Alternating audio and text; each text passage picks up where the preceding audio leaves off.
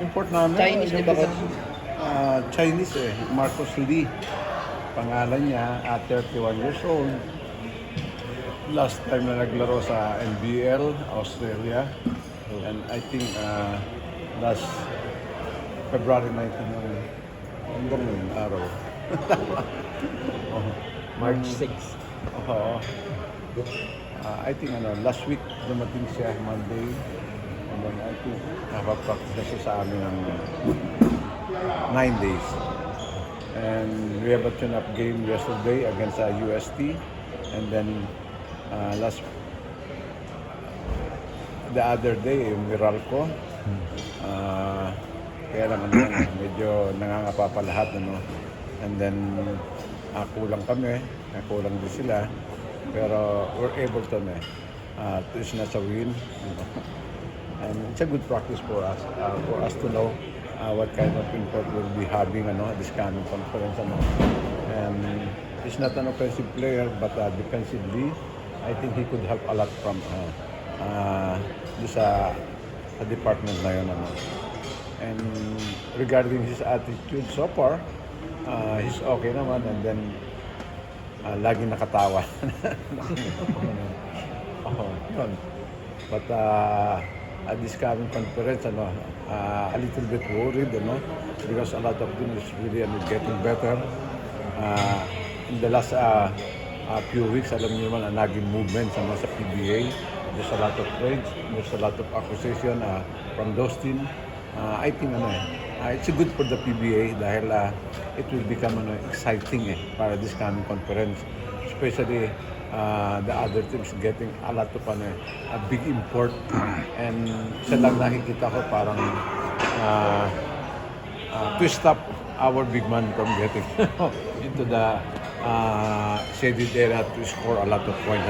It's like what happened with championship. Gilmar, 29 points and 23 rebounds. And I thought it's simply because of him. That's why yung import ay talagang, I think, ang average height ng import ngayon is 6'10". 6'10 and a half pa siguro yan. Ganyan, with the presence of ball, alam na natin kung anong purpose nila. They want to dominate the same area. And what more, kung those import can score a lot. So, that's why I'm so worried about this conference. And we just returned to our training last Monday, and the other teams, I think 2 months na sila nag-training. Kami, pang second week pa lang namin ngayon.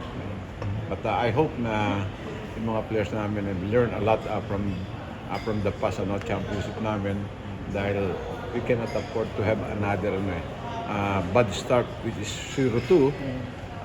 But sana ang mangyari uli, ganun yung nangyari 0-2 na straight namin. Pero this time, it's very impossible to do that again because of a lot of teams talagang ready for this conference.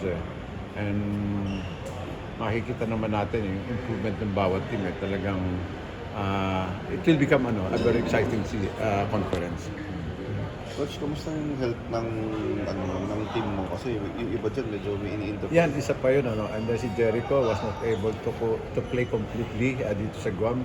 Nagkaroon siya ng back spasm, and then kahapon nagpa-x-ray siya para ma-diagnose kung ano talaga yung niya. Pero wala pang result na binibigay sa akin. And then Jumar is trying to have some rest, dahil during the Gilas, hindi siya 100% dahil ng championship, talagang makikita niyo naman. And same thing with Chris Ross, pagdating niya from States, naka-boot siya, naka-stabilizer yung kanyang legs, cause ng injuries ng finals pa rin.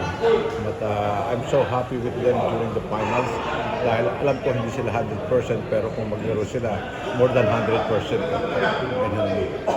And I hope na makarecover sila dito sa darating na first game namin, which is March 21. And if you will notice schedule namin, talagang we have to be ready because we have a game on 21, 25, 28, 31, 5, and 8. So I think 6 games in 2 weeks, and that's a lot. Kaya we have to be ready come our first game. Coach, season kasi papalit-palit yung game ko. Yung ba si Marcos may here to stay naman yun? I hope na yung hinahanap namin sa import makita namin, but in the last 2 tune-up games namin masaya naman kami dahil yung ini-expect namin nandun pero he's not a scorer but let's see what will happen and medyo mahirap dahil yung first 3 imports na inaay namin nagkaroon ng problema, although na-sign up na namin isa naiwan sa Dubai dahil walang release ng kanilang mother team. Unfortunately, nagkaroon ng gera ngayon din sa Iran, kasama rin Dubai sa Binomba. I don't know what will happen, but I've heard na I think makakabalik na sa US dahil nag-open na ulit yung airport nila. And then the other one is hindi natuloy dahil there's an import playing in the France tournament, Asia Cup. Unfortunately, hindi kami nagkasundo dahil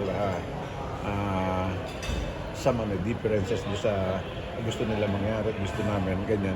So, medyo na-delayed kami ng pagkuha. And then, finally, nakuha namin si Marcos Lee. But we hope na sana ito yung first and last namin import dahil I've heard na there's a new rules regarding the acquiring of import Hindi katulad yung before, pagka na-injured ka, bukas meron ka na Ganyan Ngayon hindi yata There's a lot of paperwork to do imposed by some organization. I think FIBA isa rin yun, pati sa PBA. But it's good for the league dahil para makita talaga kung gaano ka-organize yung tournament. Coach, sa All-Star game na to, si Junmar, On the other side, kalaban mo. On the other side, Paano mo siya If it is a tournament, I know how to stop him. But it is just an exhibition game, An exhibition game. I think, everybody wants to play. You cannot plan the whole game because everybody's deserving to play. Imagine, doon sa North All-Star, I think, yung lineup ko is 13, and we only have 240 minutes. So if you will divide with them, I think everybody equal playing time. That's 18 minutes. So medyo mahirap yun unless na yung mga players gusto manalo. Coach, give this player a time for us to win. But knowing this is a All-Star, it's a showcase of their talent. So that's what I want to do. Everybody, I want them, just like what happened sa San Miguel, yung rotation ko malalim, ganyan. So what more, itong mga All-Star, deserving talaga sila lahat na maglaro. Ngayon mo lang ba makakalaban si Junmar kahit sa mga exhibition game? Yeah, ngayon lang. Mapera doon sa Dota. Ayun And then ngayon lang, dahil ever since, magkasama kami sa team ganyan. Kahit sa All-Star dati, hindi mo siya nakalaban. Hindi. At that time, I think hindi ako ang coach ng All-Star ng time na yun. Pero ang gano'n lang. Oo. Hindi ko sa kay Junmar. Yan.